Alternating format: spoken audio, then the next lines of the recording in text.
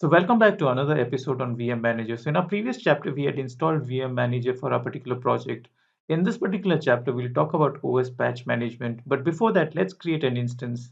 So let's create an instance first.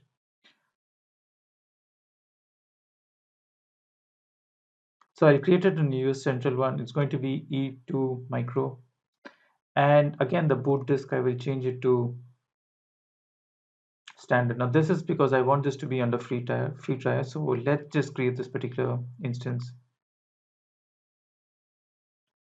Okay, so once I've created the instance, the next thing that we can do is we can actually go to our OS patch management. So let's click on this. So once you open your OS patch management, you generally see a screen that looks like this. So you generally do not see any data.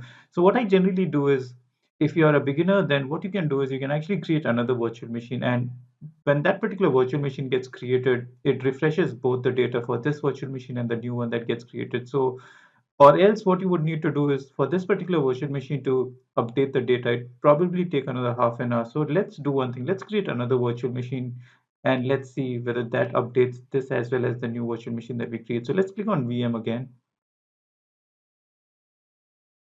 and let's create another instance. I'll create the same kind of instance as previously done. So it's going to be again an E2 micro. Click on change, standard persistent, click on select, and let's create our instance again. And once your instance has been created, let's go back to our patch management and let's see whether the data has been updated. So let's go to our OS patch management and it still hasn't been updated. So it generally takes probably a bit of time for this to be updated. So let's just refresh this page or let's wait for some time. So it's currently 12:20. So let's wait for probably another 5-10 minutes.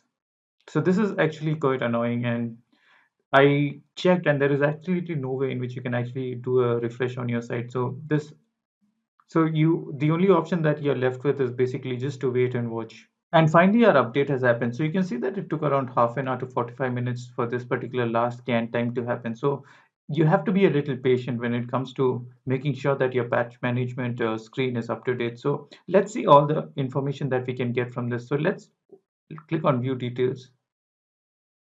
And here you can see that we have two instances and both these instances have Debian with operating system version as 10. Now let's open one of these. So let's click on instance one.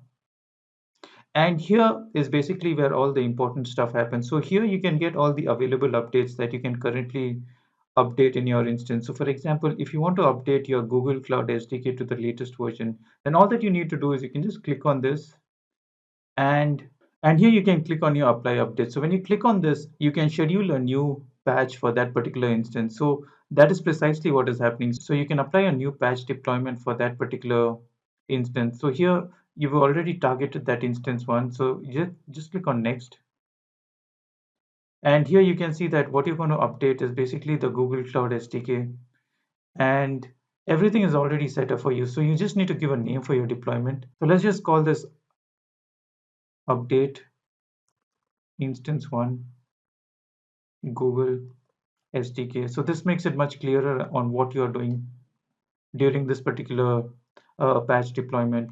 Let's click on next. So here you have the option of starting it right now, or if you want to schedule it for a later date. So let's click on right now. So you can also schedule it for a later date as well. So for this particular um video, let's apply the patch right now itself. So let's click on next. So here you have a zone rollout. So if you want your patch to be deployed one zone at a time, you can click on this, or if you want multiple zones concurrently to be deployed, so you can click on this. Now for our point of view, it really doesn't matter because we just have one instance. So if you have multiple instances and if you want to make sure that there is availability at all times, then you can just click on one zone at a time. So the other instances in other zones are not affected in this way. So this is up to how you want your deployment to happen. Let's click on next again. And here you have the option of also including a pre-patch script. So if you want to have a script to run before your deployment, and similarly, if you want to have a script to run after your deployment, you can put those scripts here as well. And here there's also another post-patch reboot option. So here it's your agent that decides whether your machine has to be rebooted.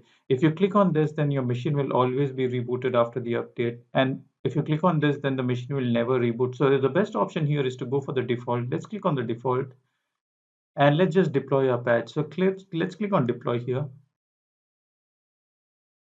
And the patch job execution is currently executing. So let's click on our back screen.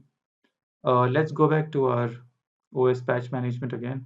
So if you click on the patch jobs now, you can see that this particular job is currently executing. So this was an old job that I had previously run.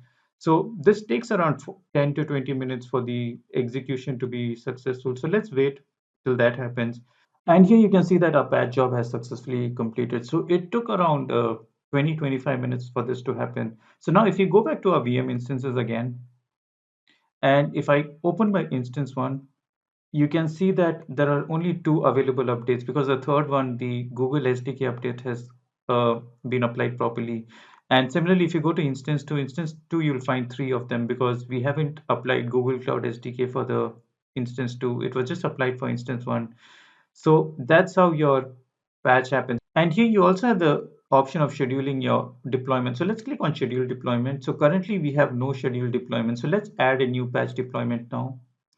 And here you can either target all the virtual machines based on your target zone. So here you need to mention in which particular zone your instances are for which you want this particular patch to be applied. So let's apply it for US Central 1 because both our virtual machines are in US Central 1.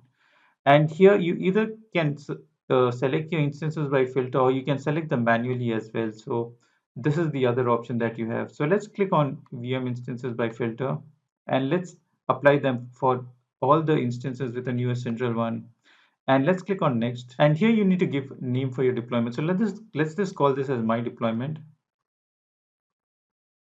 And you can just select if you want to individually select a few packages, you can just do it over here as well. So let's not do that. Let's just keep this as default. Let's go to next. And here, like previously, you can either start your deployment now, but what we want is we want a recurring schedule. So let's click on our recurring schedule and let's have it weekly on a particular, let's say on a Sunday, and let's have it at 12 a.m. IST. So because nobody would be using our application then it's a good time to patch your particular machine. So let's click on next. So you also need to mention that AM or PM. So let's click on next. And this is like previously, all the options are same. So let's click on next again and let's deploy a particular schedule. And if you go back again, let's go back to our OS patch management and let's click on schedule deployment. And here you can see that there is a scheduled deployment that will happen. So today is the 14th, so it will happen on next Sunday, that is November 21st at 12 a.m. and it will happen every week. So this will deploy all these updates that you see over here. So all these updates would be deployed at 12 a.m. on the 21st. So that's it for this lecture. I hope this was useful. I will see you in the next.